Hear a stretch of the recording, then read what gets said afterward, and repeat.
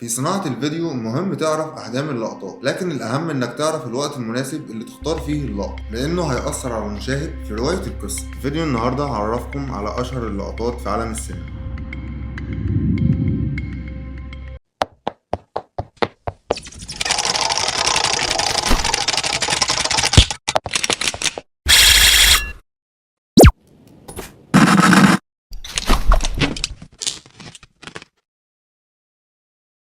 establishing shot أو اللقطة التأسيسية اللي بنبدأ بيها المشهد، الجزء التمهيدي لأي مشهد في الفيديو. في أغلب الأوقات بتكون establishing shot تكون واسعة علشان تبين مكان الحدث، وقت التصوير بالنسبة لليوم، أو تبين حجم الأجسام، أو حتى ممكن نستخدمها كانتقال بين اللوكيشن.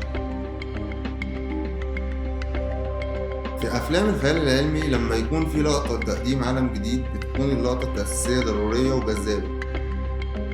بداية فيلم ذا مارتن كانت لقطة تأسيسية عشان توضح الظروف والأشكال على كوكب المريخ. خليك فاكر دايما إن اللقطة التأسيسية ملهاش قواعد محددة غير إنها تساعد بناء القصة. 1428 the particles were predominantly coarse. But in 29 they're اللقطة التأسيسية في أغلب الأوقات بتكون ملحقة بالماستر شوت. اللقطة الماستر بتأكد على شكل الأحداث وتوصف المشهد، وكمان بتبين الشخصيات الظاهرة في المشهد وتوصف علاقتهم مع بعض. program is officially dead. في فيلم بريدج اوف سبيس، يا رب اكون بقول الاسم صح، شفنا تطبيق للماستر شوت بسبب كتر لغة الحوار وتنوع الشخصيات في القصة. Lynn, Jim, nice to see you again. خليك فاكر دايما في لقطات الماستر شوت تاخد المشهد كامل بكل حركاته وتفاصيله، عشان تدي فرصة للمونتير انه يقطع ويدمج اللقطات بكل أريحية. What do you think will happen when you get home? I think I'll have a vodka. الوايد شوت أو اللقطة الواسعة.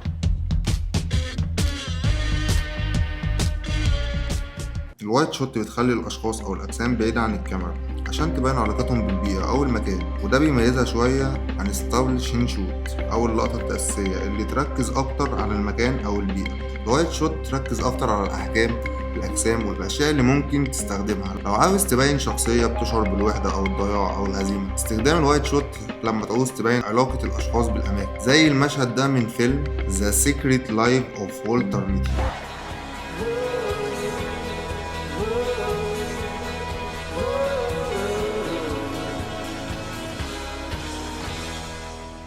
الفول شوت أو اللقطة الكاملة لما تخلي الجسم كله يظهر من أول الراس لحد آخر رجليه. اللقطة تعرف بالفول شوت، ومش ضروري تكون الشخصية في منتصف الفريم، ولكن لو ركزت في أغلب مشاهد اللي في الشوت هتلاقي الشخصية في منتصف الفريم. تقدر تستخدم الفول شوت عشان توضح حركة الشخصية أو تقديم الشخصية بكامل عظمتها، زي المشهد ده من فيلم وندر وومن.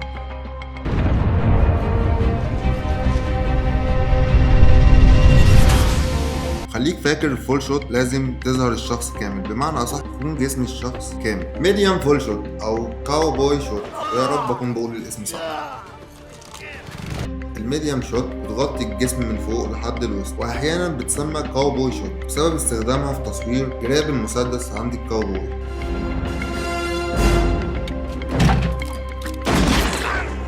المقصود بيها استخدام الكاوبوي شوت بعيدا عن افلام الغرب. لو ركزنا في المشهد ده بنلاحظ الكاوبوي شوت برغم ان الفيلم مش كاوبوي بسبب ستايل الزاويه والحركه النمطيه مشابه لافلام الغرب. والاحسن انك تستخدم لقطات الكاوبوي شوت لما تعوز تقدم الشخصيه الواثقه من نفسها والخطيره والعدوانيه، وبالاخص لحظه صاحب السلاح. ميديم شوت او اللقطه الوسطى I'm talking about this. اللقطة دي الأشهر في عالم التصوير والأكثر استخداما في عالم السينما. لكن إيه السبب؟ السبب إن اللقطة دي طبيعية جدا، لا هي درامية زي الكلوز أب ولا بعيدة زي الوايد. الميديم شوت بتصور الأجسام بحجم مشابه لرؤية الإنسان أثناء تفاعل الأشخاص مع بعض. التكوين العادي الميديم شوت تبدأ من فوق الوسط وتنتهي فوق الراس بحاجات بسيطة.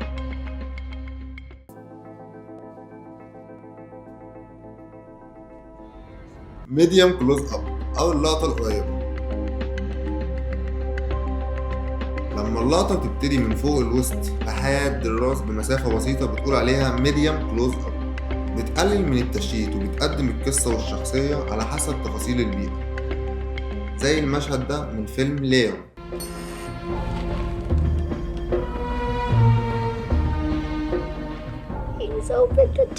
تستخدم الميديم كلوز اب لما تعوز تربط الشخصية أكتر بالمشهد وتزود الإحساس للمشاهد بدون خسارة التعبير. خليك فاكر إن الميديم كلوز اب بتبدأ من فوق الوسط لحد أعلى الراس. I like these calm little moments before the storm. كلوز اب الحجم ده من اللقطات هو الأكثر قوة للتعبير والتركيز على التغيرات والانفعالات العاطفية للشخصيات. في أغلب الأحيان لقطات الكلوز اب بتكون في مستوى العين، والسبب هو التركيز على العين، لأن الأشياء الأساسية اللي بنتعلمها في عالم التصوير نظرات العين بتوضح كتير، والمقياس ده من اللقطات نقدر نحصل على أفكار ومشاعر الشخصيات، زي المشهد ده من فيلم الجوكر.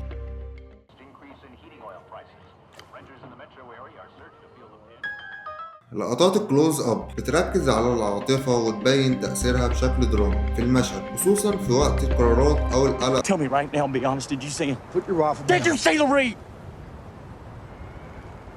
وهنا نكون وصلنا لآخر حجم من اللقطات، اكسترايم كلوز اب أو اللقطة القريبة جدا.